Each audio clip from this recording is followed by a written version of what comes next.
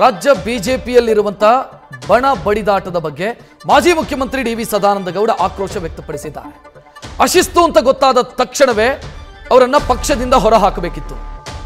ಒಂದೇ ವಿಷಯಕ್ಕೆ ಎರಡೆರಡು ಬಾರಿ ಹೋರಾಡಿದರೆ ತಪ್ಪದು ಅಂತ ರೆಬಲ್ ನಾಯಕರ ವಿರುದ್ಧ ಸದಾನಂದ ಗೌಡ ಅಸಮಾಧಾನ ವ್ಯಕ್ತಪಡಿಸಿದ್ದಾರೆ. ಅಶಿಸ್ತಿನ ಕಾರಣಕ್ಕಾಗಿ ಭಾರತೀಯ ಜನತಾ ಪಾರ್ಟಿಗೆ ಪದೇ ಪದೇ ಹಿನ್ನಡೆಯಾಗ್ತಾ ಇದೆ. ಚಮಚಾಗಿರಿ ಮಾಡೋರಿಂದ ಪಕ್ಷವನ್ನ ಮುನ್ನಡೆಸೋದಕ್ಕೆ ಸಾಧ್ಯ ಇಲ್ಲ. ಪಕ್ಷದ ಕೆಲ ಬೆಳವಣಿಗೆಗಳ ಬಗ್ಗೆ ಸದಾನಂದ ಗೌಡರು ಸಿಡಿಮಿಡಿಗೊಂಡಿದ್ದಾರೆ. ನಮ್ಮ ರಾಷ್ಟ್ರೀಯ ಪ್ರಮುಖರು ಒಂದು ತೀರ್ಮಾನ ತಗೊಳ್ಳೇಬೇಕು.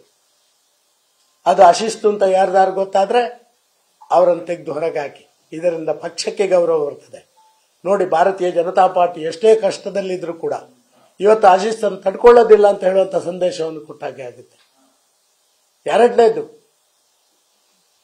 ಒಂದೇ ಇಶ್ಯೂನ ಬಗ್ಗೆ ಬೇರೆ ಬೇರೆ ಹೋರಾಟ ಮಾಡುವಂಥದ್ದನ್ನ ಅದನ್ನು ನಿಲ್ಲಿಸುವಂಥದ್ದಕ್ಕೆ ಆದೇಶ ಮಾಡಲೇಬೇಕು. ಅದನ್ನು ನಿಲ್ಲಿಸುವಂಥದ್ದನ್ನ ಆದೇಶ ಮಾಡದಿದ್ರೆ ನಾವು ಬೀದಿಯಲ್ಲಿ ಪಾಟಲಿಗೆ ಈಡಾಗುವಂಥ ಸಂದರ್ಭಗಳು ಜಾಸ್ತಿ ಆಗ್ತಾ ಇದ್ದಾರೆ. ಇದು ಭಾರಿ ಪ್ರಾಮುಖ್ಯ ಅಂತ ನಾನು ತಿಳ್ಕೊಳ್ತಾ ಇದ್ದೇನೆ. ಇವತ್ತು ಎಲ್ಲರೂ ಇದ್ದಾರೆ ಕೇಂದ್ರದಲ್ಲಿ. ಕಾರಣವೇ ಕಳೆದ 2-3 ವರ್ಷಗಳಲ್ಲಿ ಭಾರತೀಯ ಜನತಾ ಪಾರ್ಟಿಗೆ ಹಿನ್ನಡೆ ಆಯಿತು. ಅಶಿಸ್ತು ಒಂದು ಅತ್ಯಂತ ಪ್ರಮುಖ ಕಾರಣ ಅಂತ ನಾನು ತಿಳ್ಕೊಳ್ತಾ ಇದ್ದೀನಿ.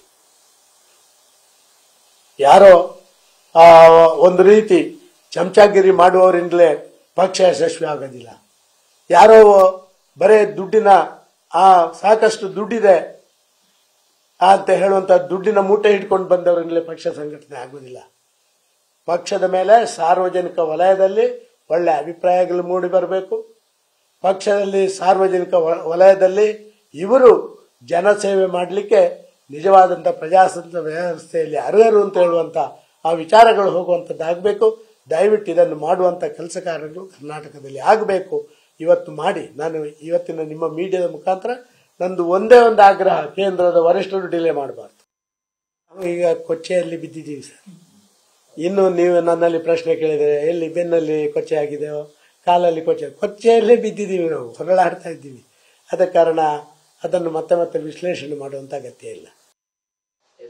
ನಾವು ಮೇನ್ ಪ್ಲೇಯರ್ಸ್ ಅಲ್ವೇ ಅಲ್ಲ. ಈಗ ನಿಮ್ಗೆ ಗೊತ್ತಲ್ಲ, ಮೇನ್ ಪ್ಲೇಯರ್ಸ್ ಈಗ ಭಾರಿ ದೊಡ್ಡ ಜನಗಳು ಮೇನ್ ಪ್ಲೇಯರ್ಸ್ ಇದ್ದಾರೆ.